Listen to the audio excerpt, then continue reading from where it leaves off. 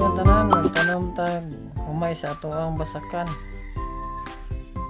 Kay murag lapit na ni siya.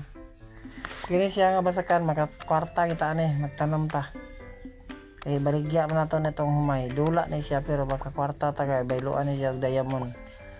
Ang diamond ani bayluan to ng Philippine money. Mo ni siya sikat karon mo bag-ong dula karon.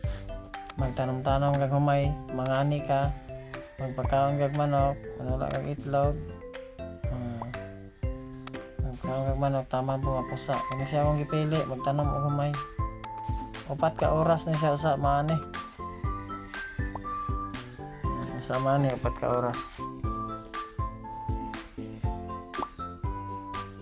Atuan na ning anihon kay daghan na bang kawatan re, mga watid sila.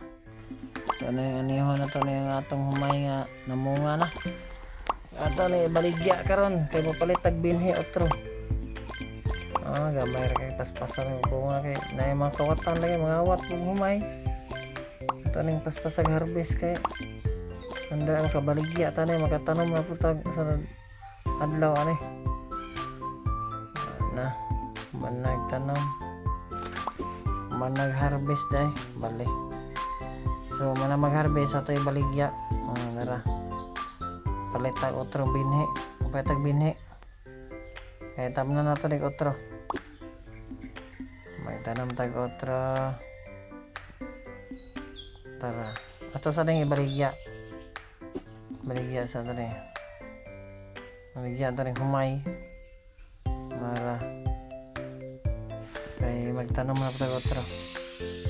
Nara baligya 15 kilos ra. Bailon may diamond baylo ni sa Philippine money. Mura horot na hali na. Tara ko baligya tag kuan. Kay magtanom tag otro. Magtanom tag otro humay para daga na pa ni 4 ka oras na harvest na pa ni siya. Nagkapalit naman tag binhi bod. Mga 15 kilos ra tang palit. 15 kilos. Mahuman eh. 4 ka oras na mamunga na pa rin siya. Ma-harvest na pa nito kaumayan. Ito kaumayan dari. Wate kaumayan sa mala pero na ay kaumayan dari sa computer. Para manatag tanom. Sa sunod ani na pa rin uban.